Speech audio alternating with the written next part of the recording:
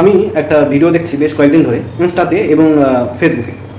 তো যে ভিডিওটা দেখছি সেটা হলো এরকম এটা আগ্রার দিককার ঘটনা। তো আগ্রাতে একজনের বাড়িতে তো ফ্রিজ খুলে দেখছেন যে অমরনাথের শিব ঠাকুরটা ঠিক যেমন দেখতে হয় সেরকম শিব ঠাকুর তার ফ্রিজে এসছে।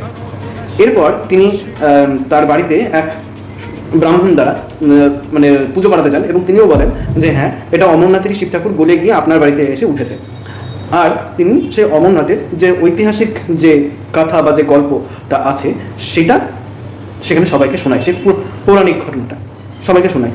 কিন্তু আমার কথা হচ্ছে যে ফ্রিজে ভগবানের এই যে আকৃতিটা এটা সকলের বাড়িতেই হতে পারে, মানে শিব ঠাকুরের যে আকৃতিটার কথা বলছে সেটা সকলের বাড়িতে হতে পারে। কিন্তু কিছু মানুষ আছে তার নিজের সুবিধা যখন বা ধান্দা মনে জাগে, লোভ যখন জাগে, ধান্দা বলবো না, লোভ যখন জাগে, তখন মানুষ কোনো একটা কিছু নিয়ে ব্যবসা পেতে বসে যায়। যেমন এখন শোনা যাচ্ছে সেই বাড়িটাতে নাকি লাখো লাখো লোক আসছে এবং প্রতিবেশীরা আসছে, যারা এসে সেখানে নাকি টাকা পয়সা দিয়ে যাচ্ছে এবং কেউ ফুল, কেউ বেলপাতা, কেউ ফল এইসব কিনে পুজো আর্চা করে যাচ্ছে এবং টাকা পয়সাও দিয়ে যাচ্ছে। তো আমি বলবো যে ফ্রিজের মধ্যে শিবলিঙ্গের মতন যে আকৃতিটা দেখা যাচ্ছে সেটা শিব ঠাকুর নয়, এটা অনেকের বাড়িতে হতে পারে। এটা একটা অন্ধবিশ্বাস।